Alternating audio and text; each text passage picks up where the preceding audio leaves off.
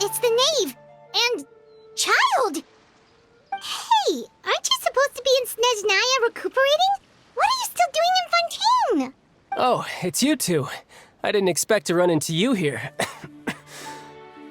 I was unconscious for quite a while after the fight in the Primordial Sea. After I woke up, I realized I was being taken back to Snezhnaya, and well, I couldn't have that now, could I? Not when I've still got unfinished business here in Fontaine. So, I mustered up all my strength and made the journey back on my own. What sort of unfinished business are we talking here? It has to do with Skirk, my master. I really wanted to meet up with her, but by the time I got back, she had already left. I still have so many questions for her. Without any other leads, all I could do was ask the knave to help me track her down. She must have left behind some traces from her time in Fontaine. Oh, okay, so have you found any clues? Unfortunately, no. While the House of the Hearth is adept at collecting all manner of intelligence, certain existences can still manage to escape our purview. Basically, unless Master feels there's a need to meet with me, she's not going to be found. But that problem has an easy fix. I just need to become stronger, and then... Paimon thinks you should focus on getting better first. The worst of it is over. It's all thanks to that one kid from the House of the Hearth. Elwar, I think her name was. She gave me a bunch of random potions to drink. They didn't go down easy, let me tell you. Pain and chills all over. But they really did help speed up my recovery. And that's good, because it looks like I really do have to head back this time. The old man's been putting the pressure on me. He sent someone to tell me I'm needed for some sort of project. Project Stuja? Yeah, that's the one. I heard Regrader's involved too. I'm not looking forward to having to listen to all his monologuing, that's for sure. Hey, maybe you could think of a way for me to stay in Fontaine for a little longer.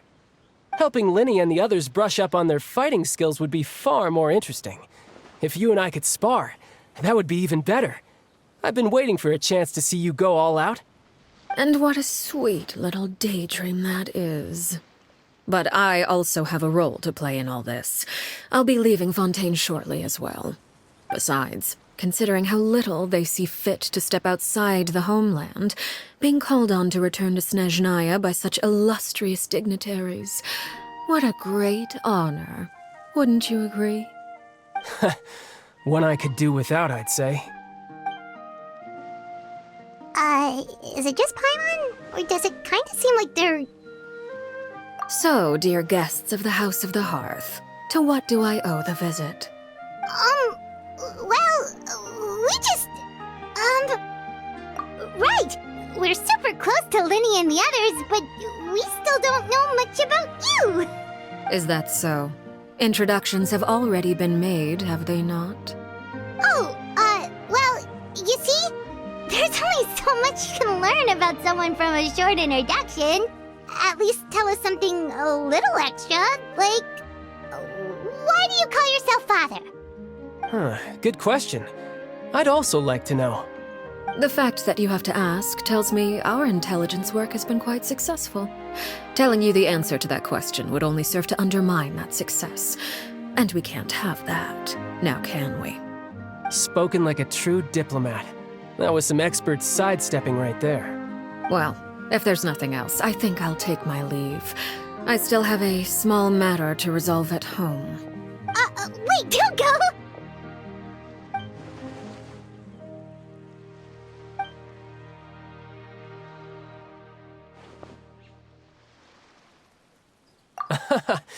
I'd also like to hear the answer to this. I've met some of the members of your organization, and they all seemed like really good kids. They actually reminded me of Tonya and Tusser.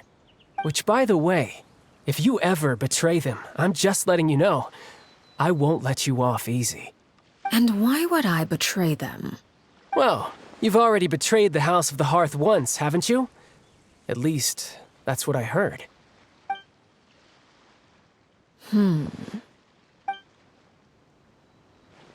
Okay, I admit. That's just what the old man told me. The rooster, I mean.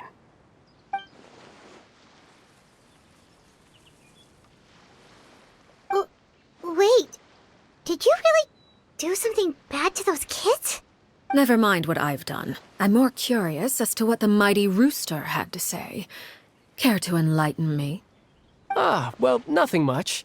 Just some stuff about you taking out many other members of the House of the Hearth, and even going so far to attack your own family. I see. Oh, based on your reaction, I'm guessing it's all a bunch of lies. Hardly. I don't appreciate his particular turns of phrase, but I suppose he didn't say anything untrue. Although, it would be more accurate to say that there is a certain level of prejudice involved, but I don't intend to clear that up just yet. Prejudice has a funny way of concealing the real truth behind certain things, an attribute that I find to be quite advantageous. Call yourself a Fontainian, for example, and people will assume all sorts of things, when the real truth is that this is simply the land where I was raised. Huh? You're not actually from Fontaine? But then why did you try to help out with the prophecy and everything? I was trying to protect the children born in Fontaine. Claiming that I myself was a Fontainian simply made it easier to operate. People would hardly suspect a fellow Fontainian of having any ulterior motives. Who wouldn't want to save their homeland after all? The primordial sea wouldn't have any effect on me, but it would have caused great harm to the House of the Hearth. Well, you wanted extra information, didn't you? There you go. I hope that satisfied your curiosity.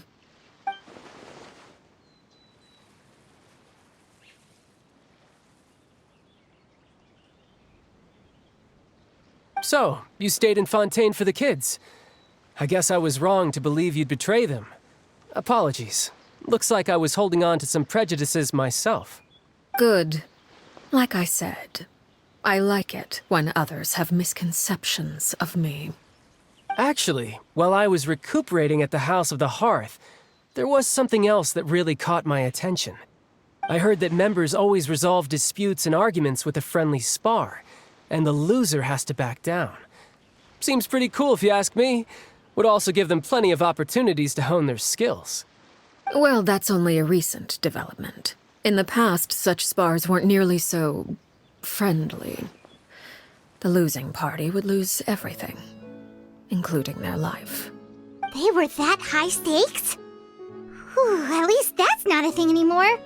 Well, the current atmosphere's not half bad. I'm a bit jealous, actually. You've got so many family members around you, and you even get to live with them.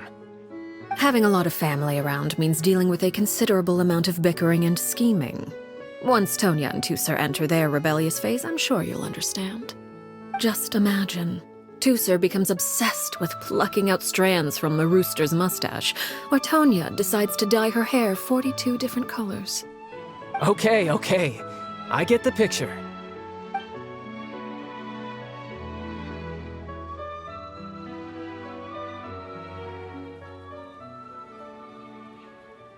Well, would you look at the time? I should probably get going.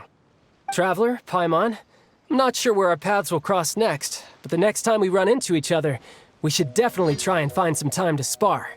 Again, maybe this is a conversation we can have when you look less like you're gonna keel over. All right. Well, thanks for everything, Arlecchino. No thanks necessary. You also played a part in obtaining the Gnosis. I would say we can call ourselves even. I like the sound of that. Well, I'm off. See you all some other time. We should probably get going too. Do you want to head back with us? Oh? You want me to leave so soon? Oh, well, you see, I'm rather enjoying the evening breeze. If you don't mind, I think I'll stick around for a bit. I have some things to think about. Apologies for not attending to you like a proper host. Please forgive this slight. I do hope you'll have a pleasant stay. We managed to keep her distracted until nightfall. Good thing Child was there to keep the conversation going. You don't think she suspected anything, do you? Oh, I wonder if Liddy ran into any issues. let's hurry back and see how everything went. Oh? You decided to stay a little longer? Let's take in the ocean view together, then.